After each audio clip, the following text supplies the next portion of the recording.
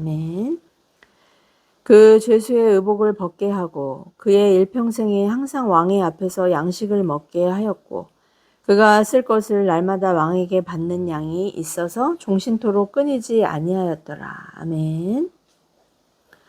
오늘 열왕기하 25장 27절에서 30절까지의 말씀, 더러운 옷을 벗기라 라는 말씀의 제목으로 은혜를 함께 나누고자 합니다. 주전 6세기경 이 바벨론에게 멸망한 남유다는 70년간 바벨론에서 포로 생활을 하게 돼요. 어제가 광복절이었잖아요. 우리나라도 일본의 지배하에서 35년간 압제를 당했지만 나라를 잃고 이민족의 핍박 가운데 산다는 것이 얼마나 비참해요. 그 노예의 삶에 비견할 수 있을까요? 그들은 하나님이 보내신 이 선지자들의 책망과 회개로 부르시는 말씀을 들었어요. 지속적으로 들었어요.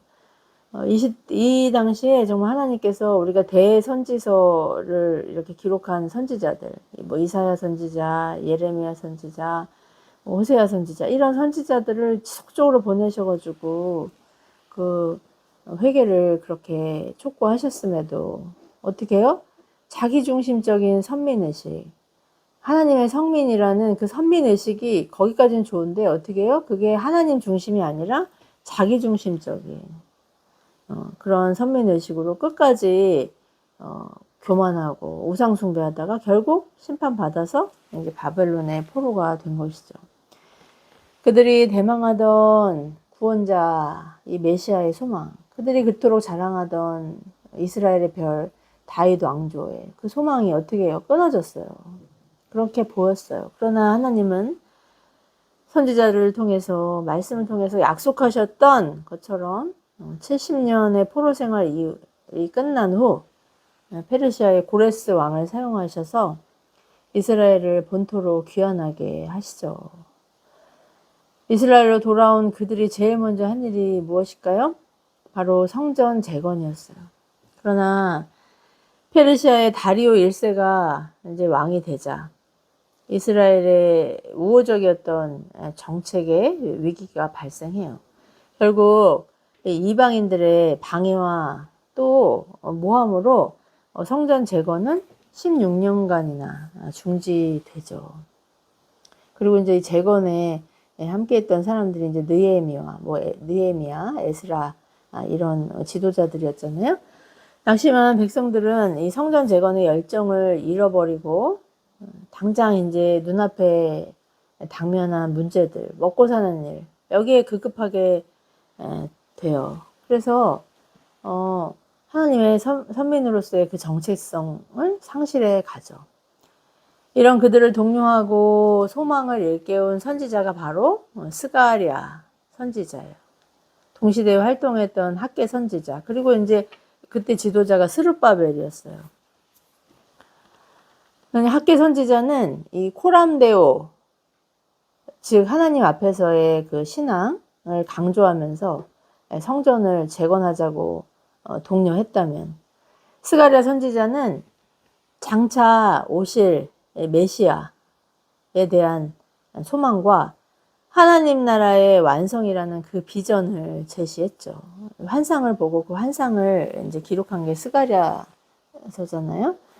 스가랴 3장에는 이처럼 이 거룩한 하나님의 백성의 대제사장인 여호수아가 오물과 변이 묻어서 더럽고 악취나는 그런 옷을 입은 모습으로 하나님 앞에 서 있는 환상이 펼쳐져요.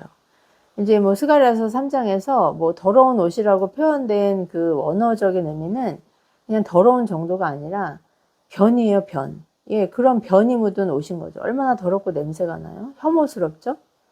그런데 정말 거룩한 세마포 옷을 입어야 할, 정말 누구보다도 정결해야 될 그 대제사장 여호수아가 그런 옷을 입고 있다는 거예요.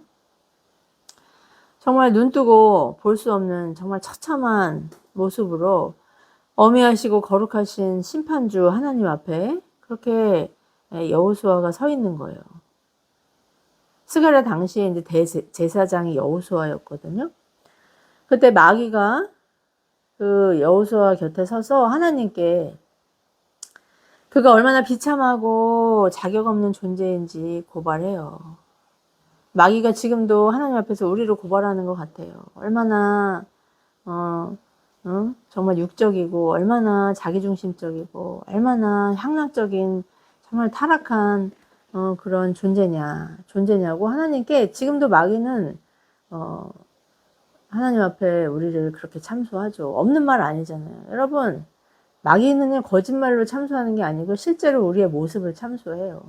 그런데 변호사이신 우리의 정말 보혜사이신 예수 그리스도께서 당신의 그 의의 옷으로, 의로, 그 거룩한 정결한 옷으로 우리를 덮어주시고 허물을 가려주시기 때문에 우리가 하나님의 자녀라 칭함받게 되는 것이죠. 하나님은 마귀의 참소를 책망하시면서 이 여호수아의 더러운 옷을 벗기고 거룩한 옷을, 정말 아름답고 정결한 옷을 입힐 것을 명령하시죠. 그의 대제사장으로서의 지위를, 거룩한 하나님의 백성으로서의 지위를 바로 그 자리에서 회복시켜 주셔요. 그런 환상이에요. 이 여호수아는 죄인인 우리가 하나님의 심판대 앞에서 당해야 할 그 수치와 모욕을 십자가에서 당하시고 부활하신 예수님의 예표이자 또 스스로 의로울 수 없지만 예수 그리스도의 생명과 그 의의 옷을 덧입고 의롭다고 인정받게 된 우리의 예표예요. 여호수아가 이제 그 헬라어로 예수가 된 거잖아요. 네.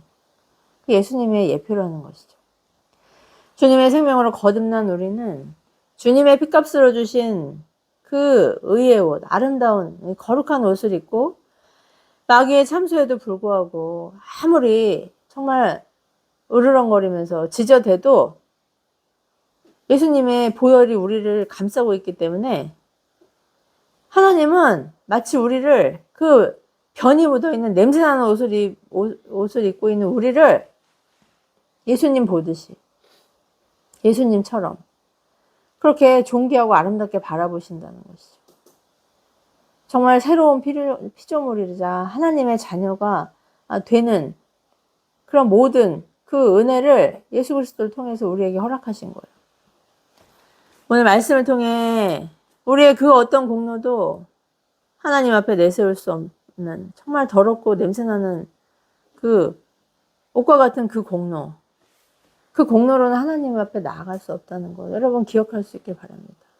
오직 죄인을 위해 죽으시고 부활 승천하신 예수 그리스도의 의만이 그 거룩한 아름다운 그 주님의 옷만이 우리를 새롭게 하고 또 신실하신 하나님의 자녀로 살아갈 수 있는 능력이자 보증이 된다는 것. 여기에 여러분 감사와 감격을 회복할 수 있길 축복해요.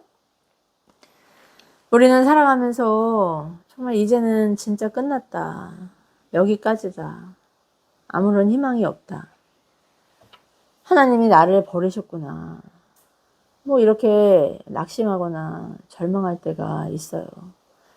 하루 이틀 한두 달이 아니라 몇 년 동안 그런 어려움이 계속되고 또 상황이 달라질 기미가 전혀 보이지 않으면 또 내가 정말 간절히 원하고 계획했던 것들이 실패로 돌아갔을 때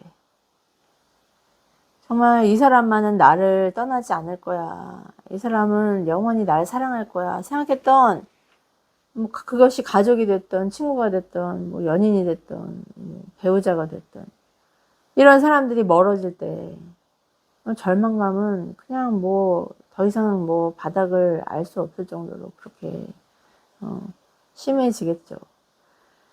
이런 우리에게 오늘 본문은 하나님의 시간과 우리의 시간이 얼마나 다른 것인지를 정말 선명하게 보여주고 있어요. 우리는 끝났다고 생각했는데 하나님은 아직 끝나지 않았다고 하시는 것이죠. 우리는 하나님이 나를 버리셨다고 생각하는데 하나님은 여전히 우리를 붙들고 있다고 말씀하고 계신 거예요. 오늘 본문이 포함된 이 이스라엘의 역사를 보세요. 남유다는 망했어요. 뭐 북이스라엘은 진작에 망했잖아요. 한 200년 전에 망했죠. 또 예루살렘은 무너졌고, 정말 그들이 하나님의 임재의 상징이라고 생각했던 성전, 그 아름답고 그 휘황찬란했던 솔로몬의 성전 무너졌습니다. 솔로몬이 성전은 7년 동안 지었지만 왕궁은 13년이나 지었는데 그 13년 동안 지었던 성전도 다 불탔어요. 백성들은 포로로 끌려갔어요. 그냥 바벨론의 정복자들의 보기에 쓸만한 사람들은 다 바벨론으로 끌려갔고요. 정말 아무짝에도 쓸모없다고 생각하는 정말 비천한 그런 포로들은 남겨졌어요. 왕이었던 여호야긴은 바벨론의 죄수가 돼서 감옥에 갇혀요. 그렇게 37년이 지나자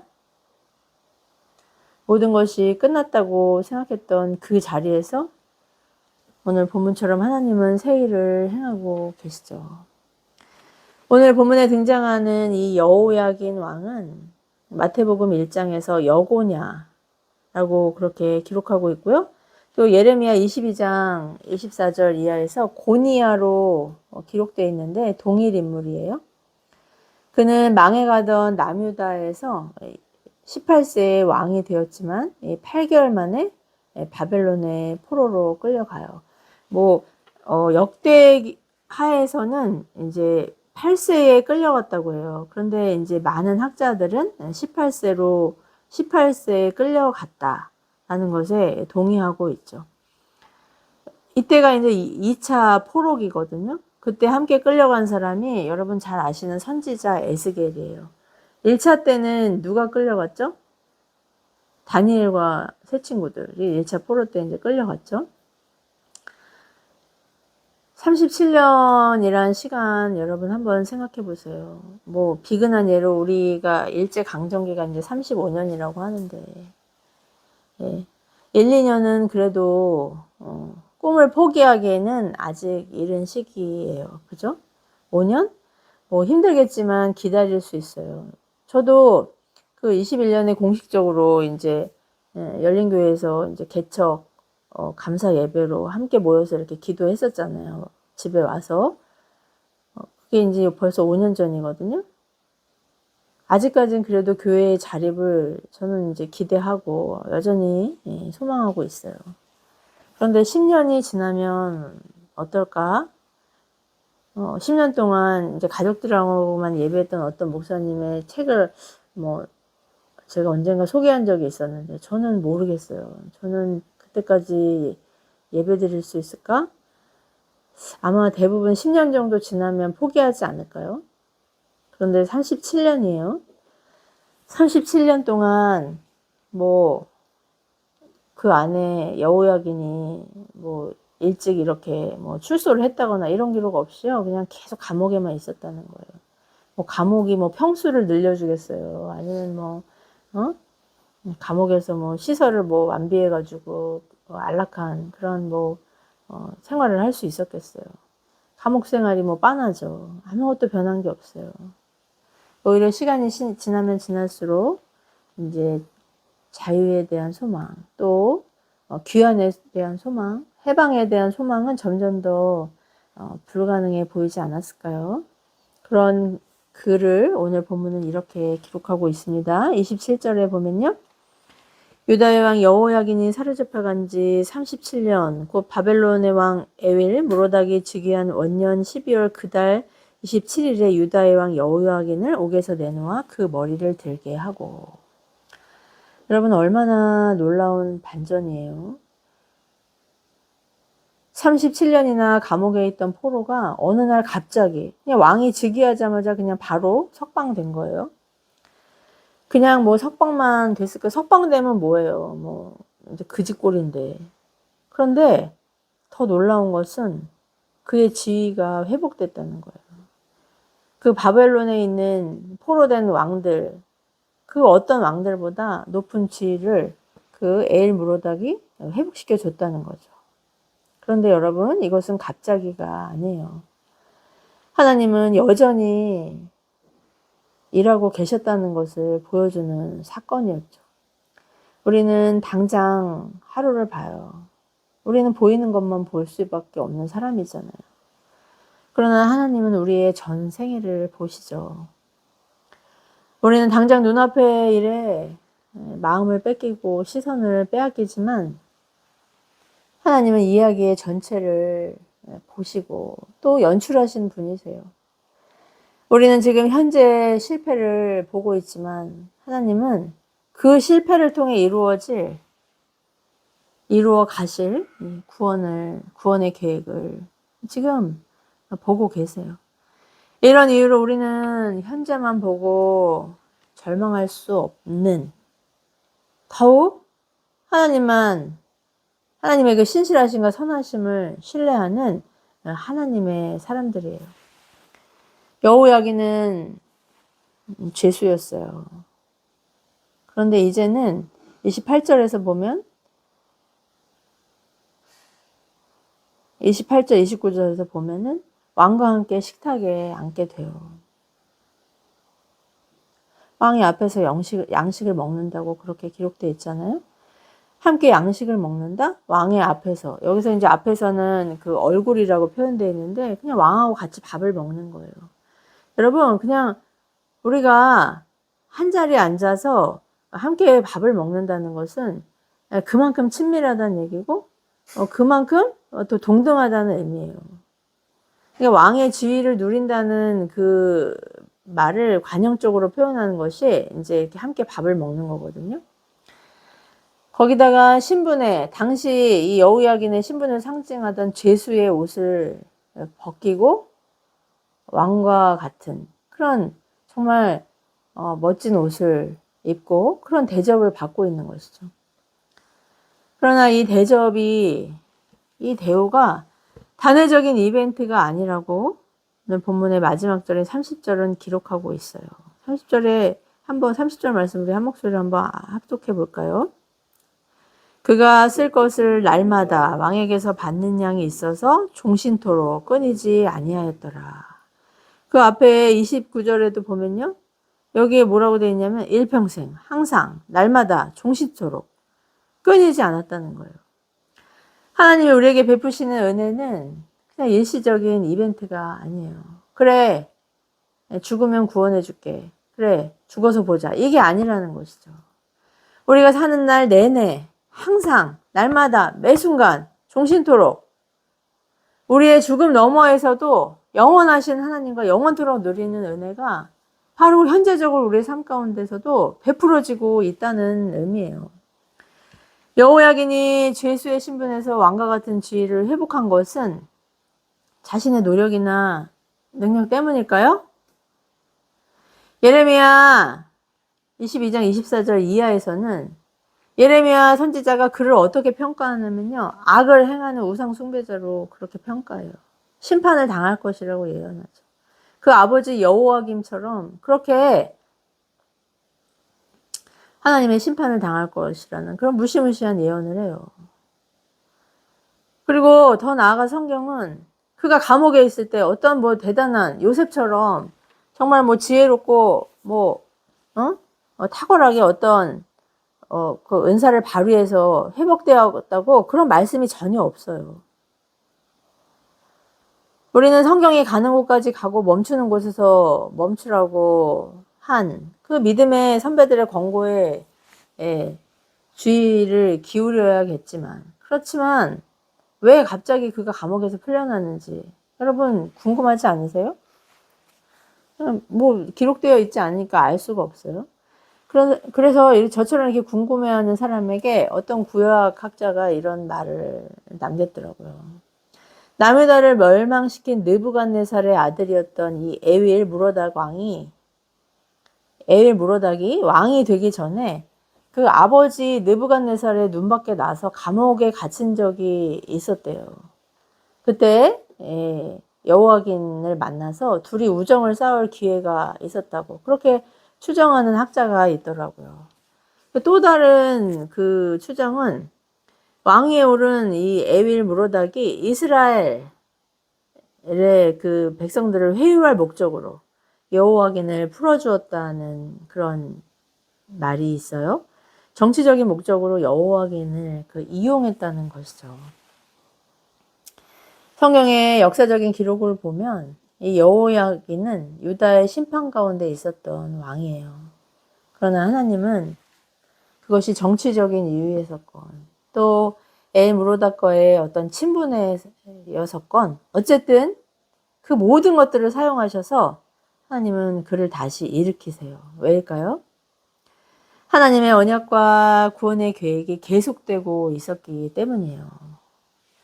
여호야긴의 이름의 뜻이 하나님이 세우신다, 하나님이 성취하신다 라는 의미인 것처럼 그는 장차 오실 예수 그리스도를 위해서 다시 세움을 받은 것이죠.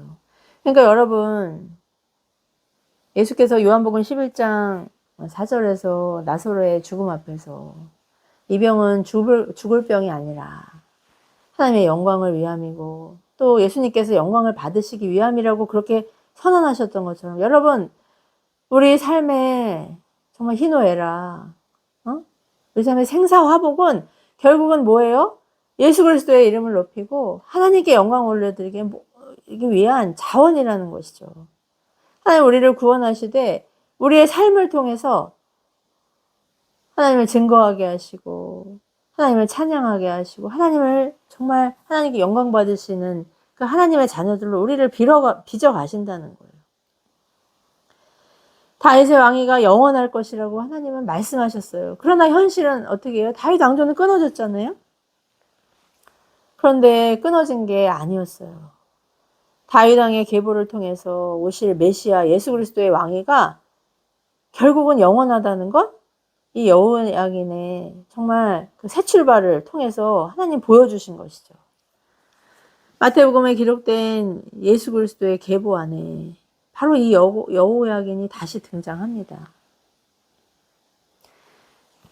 마태복음 1장 11절에 보면은 바벨론 포로 이후의 계보가 이렇게 쭉 나열되는데요. 여호야긴을 통해서 우리가 이제 솔로몬 성전이 무너지고 다시 재건된 성전을 스룹바벨 성전이라고 했는데, 그 스룹바벨 성전을 재건할 수 있도록 지도했던 사람이 스룹바벨인데 그 사람이 바로 이 여호야긴의 그 손자예요. 그리고 그 스룹바벨의 계보를 따라 결국 예수 그리스도께서 우리에게 오신 것이죠. 여호야긴의 회복은 단순히 왕의 인생 역전의 그런 서사가 아니에요. 하나님께서 바벨론 포로라는 절망적인 역사 속에서 메시아를 보내신다는 언약을 잊지 않으셨다는 그 하나님의 신실하심에 대한 증거라는 것이죠. 남이다는 망했고 성전도 무너졌고 다윗 왕정도 끝난 줄 알았지만 하나님의 신실하신 구원의 역사는 끝나지 않았다는 것을 오늘 죄수였던, 정말 더러운 옷을 입고 있었던 그 여호야긴을 통해, 그 이름을 통해, 다시 세움이라는 그 이름을 통해 우리에게 보여주고 계신 것이죠. 너희가 지금 보고 있는 게 전부가 아니야. 하나님께서 장차 이루실 거야. 스게라 3장에서 대제사장 여호수아의 더러운 옷을 벗기시는 하나님을 환상으로 보여주신 것도 바로 이런 이유에서요. 하나님 말씀하고 계세요. 내가 다시 시작한다. 더러운 옷을 벗기고 새로운 옷을 입히겠다고 말씀하시죠. 고린도후서 5장 17절은 담대하게 이렇게 선언하고 있어요. 지금의 우리의 이런 정말 아프고 공고하고 지치고 슬프고 고단한 이런 모든 것들, 죄된 욕망들, 하나님 앞에 나아갈 수 없는 모든 것들 다 지나갔으니 예수 그리스도의 생명으로 거듭난 우리는 이제 새 것이 되었다고 그렇게 선언하고 있지 않나요? 이사야서 43장 18절 19절은 제가 늘 암송하는 말씀이기도 하지만, 이렇게 회복될 70년 이후에, 포로기 70년 이후에 다시 돌아올 이 백성들을 향해서 이렇게 하나님 선포하고 계신 거예요. 너희는 이전 일을 기억하지 말고 옛날 일을 생각하지 말라고. 하나님이 새 일을 행하시겠다고. 사막에 강을 내시고 광야에 길을 내시겠다는 거예요. 여러분, 사막에 어떻게 강이 있을 수 있어요? 그럼 사막이 아니지. 광야에 어떻게 길이 있겠어요? 그럼 광야가 아니죠. 그런데 하나님 그 일을 행하시겠다고 말씀하시지 않았나요? 무너진 성전과 백성들을 다시 세우셨어요. 그죠? 성경은 그걸 역사적으로 기록하고 있잖아요. 그 구원의 역사는 그냥 이스라엘이라는 나라가 회복되었다. 왕이 새 출발했다. 그것이 아니라 결국은 무엇을 가리키고 있어요? 예수 그리스도. 우리의 주와 구주가 되시는 예수 그리스도에게까지 이어지고, 그리고 그 주님을 통해 거듭난 우리에게까지 하나님의 그 구원의 역사는 지금도 끊이지 않고 전진하고 있는 것이죠. 사랑하는 성도 여러분, 우리 가운데 지금 나는 이제 끝났다. 내 인생은 여기까지다. 기도해도 달라지는 것이 없다. 나는 오래 기다렸지만 이제는 소용이 없다. 하나님은 나를 잊으셨다. 내 기도를 거절하셨다. 이렇게 낙심하는 분 있나요? 저는 종종 이런 낙심에 빠질 때가 있어요. 그러나 오늘 여호야기는 37년을 기다렸다는 것을 우리에게 보여주셨어요. 그가 감옥에 갇혀서 정말 자유의 몸이 될 것을, 해방을 기대할 수 있었을까요? 저는 아닐 것 같아요. 그냥 빨리 죽었으면 좋겠다. 죽을 날만 기다리지 않았을까요? 그러나 하나님은 37년 동안 아무것도 하지 않고 그냥 구경꾼처럼 그를 관찰하거나 잊어버리신 것이 아니에요. 하나님은 당신의 언약을 신실하게 이루시기 위해서 택하신 백성의 삶 전체를 붙들고 돌보시고 경영하고 계셨던 거예요. 하나님의 때가 참해. 하나님께서 하나님의 그 계획 가운데 37년의 감옥 생활은 하나님의 선하신 손길 안에서 새로운 정말 반전을 맞게 된 것이죠. 그러나 오늘 본문이 우리에게 말씀하는 의미는 그냥 언젠가는 잘 될 것이다가 아니에요. 신앙은 막연한 낙관주의가 아니잖아요. 하나님의 계획을 믿고 기다린다는 것은 하나님께서 무엇을 하시든지 지금 다 이해하지 못해도 하나님을 신뢰한다는 그런 의미죠. 여호야기는 37년 동안 하나님의 계획을 알 수 없었어요.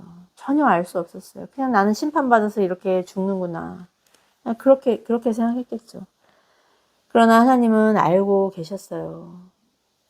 우리는 당장 1시간 후도, 또 내일도, 다음 달도, 1년 후도 어떻게 될지 알 수 없어요. 그러나 정말 감사한 것은 정말 우리가 그것 때문에 불안해하고 점쟁이를 찾아다니고 운수를 보고 하지 않을 수 있는 것. 그건요 바로 우리의 선한 아버지가 되시는 하나님은 다 알고 계시다는 것을 우리가 믿기 때문이에요. 우리는 미래를 알기 위해 애쓰는 사람들이 아니라 미래를 알고 계시는 하나님을 예수 그리스도 안에서 신뢰하고 사랑하는 사람들이기 때문이죠. 사랑하는 성도 여러분, 오늘 본문의 마지막 말씀을 항상 기억하기를 바라요.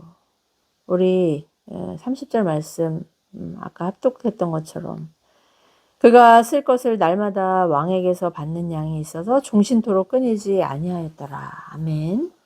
그가 쓸 것을 항상 날마다 종신토록 끊이지 아니하였더라. 일평생 항상 날마다 종신토록, 이것이 바로 하나님이 우리에게 베풀어 주시는, 또 하나님이 간절히 우리에게 베풀고 싶어 하시는 은혜라는 거 여러분 항상 기억하시길 바랍니다. 우리의 삶에는 이해되지 않는 시간이 사실 대부분 아니에요. 지나고 봐야 그랬구나 생각하지 당장 이해되는 순간이 뭐 얼마나 많아요. 기도에도 변화 없는 시간들이 대부분이에요. 하나님이 침묵하시는 것처럼 답답한 시간이 있어요. 그러나 여러분, 하나님의 침묵이 하나님의 부재를 의미하는 것이 아니에요. 기다림이 하나님의 거절을 의미하지 않습니다. 보이지 않는 것이 하나님의 실패를 의미하지 않아요. 하나님의 시간은 우리가 낭비한 것처럼 여기던 시간을 넉넉히 보상하고도 남기 때문이죠. 여호와긴이 37년을 기다렸듯이 우리에게도 이 긴 기다림이 있을 수 있습니다. 정말 원하지 않지만 어쩌면 이렇게 기다려야 할지도 몰라요. 그러나 하나님은 결코 우리를 잊지 않으세요. 호세아서 11장 8절의 말씀처럼 이스라엘아, 에브라임아, 내가 너를 어찌 버리겠느냐, 너를 어찌 놓겠느냐. 그 이방 택하지 않으신, 정말 하나님을 대적하는 그 이방인들은 놓을지라도 하나님이 택하신 백성들, 너는 내 것이라 이렇게 지명하여 부르신 우리는 결코 버리지 않으신다는 거예요. 하나님의 구원은, 하나님의 계획은 우리를 영화롭고 존귀하게 하시고자 하는 하나님의 그 목적은 지금도 그 끝을 향해서 전진하고 있어요. 지금 우리의 현실이 감옥 같고 실패한 계획으로 낙심할지라도, 너무나 오랜 기다림으로 지쳐 있을지라도 여호와긴의 하나님이 곧 나의 하나님이심을 항상 기억할 수 있길 바랍니다. 나는 끝난 것 같았지만 하나님은 끝나지 않으셨어요. 2000년 전 마침내 끝장난 것 같았던 우리를 위해 예수 그리스도께서 오셨고, 우리의 더러운 죄와 정욕, 사망과 심판의 옷을 벗기시고 그리스도의 의의 옷, 존귀하고 아름다운 이 생명의 옷을 우리에게 입혀주셨습니다. 십자가에서 죽으시고 부활 승천하신 주님께서 우리의 구원을 이미 성취하셨다는 거예요. 우리 모두가 여호야긴이에요. 이제 우리는 주님의 재림을 기다리는 새하늘과 새 땅, 새 예루살렘의 백성들이죠. 우리의 소망은 답답한 상황에 있지 않고 하나님의 신실하심에 있어요. 하나님이 어떤 분이신지를 항상 묵상하실 수 있길 바랍니다. 하나님의 주권적인 섭리를 신뢰하길 바라요. 아직 변한 것은 없지만 오늘 우리에게 들려주신 말씀에 순종하고, 또 아직 우리에게 남아있는 자원이 있잖아요. 우리에게 은사 있잖아요. 기도할 수 있고, 예배 드릴 수 있고, 찬송할 수 있고, 나눌 수 있고, 복음 전할 수 있잖아요. 이 모든 은사를 하나님 영광 위해서 선용하고 충성할 수 있길 바라요. 하나님께서 일하고 계시다는 거 신뢰하면서 오늘 나는 내가 할 수 있는 일을 하는 거예요. 내가 할 수 있는 일을 하시면 돼요. 기도와 말씀으로 하나님께 더 가까이 나가고 사랑과 용서와 관용과 나눔을 통해서 주님의 제자와 증인이라는 그 정체성을 통해 인내하는 거예요. 이것이 하나님의 때를 불안해하거나 낙심하지 않고 의심하지 않고 절망하지 않고 잘 기다릴 수 있는 비결이에요. 아무리 힘들어도 손해보는 것 같아도 억울해도 이런 인내의 시간이 아깝지 않은 이유는 하나님은 일평생 우리를 붙드시고 항상 우리와 함께 하시고 날마다 필요한 은혜를 공급하시고 종신토록 우리를 버리지 않으시겠다고 약속하셨기 때문이에요. 이 절망 가운데서도 여러분 날마다 새 힘 주시잖아요. 또 하루를 살게 되는 이유가 뭐예요? 하나님이 우리를 이렇게 붙들고 계시기 때문이죠. 보증으로 예수 그리스도의 생명을 주셨고 그 예수 그리스도의 영이신 성령님께서 우리 안에 와 계시기 때문이에요. 어제나 오늘이나 영원토록 동일하신 신실하신 하나님을 그리스도 안에서 신뢰하고 한 주간도 믿음의 경주 끝까지 완주할 수 있는, 그러기 위해 달려가는 저와 여러분 되기를 예수님의 이름으로 축복합니다. 기도하시겠습니다. 우리의 아름답고 보배롭고 의로운 옷이 되시는 예수 그리스도의 생명을 우리에게 주신 하나님 아버지, 그 은혜를 찬양합니다. 하나님, 우리는 알 수 없는, 또 우리가 어떻게 해볼 수 없는 상황과 또 문제 앞에서 절망하고 낙심하고 주저앉아 있는 우리를 늘 새롭게 하시고 새 힘 주시고 또 믿음의 경주에서 이탈하지 않고 달려가게 하시는 전능하시고 자비하신 하나님 찬양하고 그 하나님을 기뻐하고 즐거워하는 예배자의 심령 회복시켜 주심에 더욱더 감사와 찬양드립니다.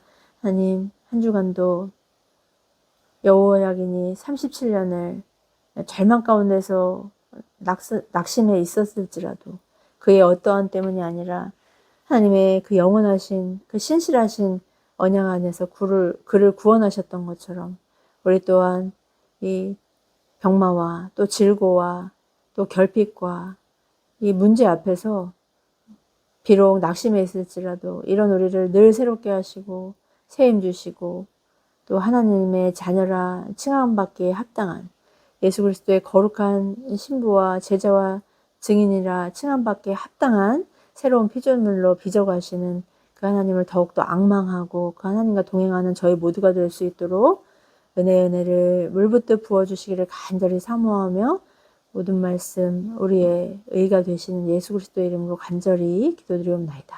아멘.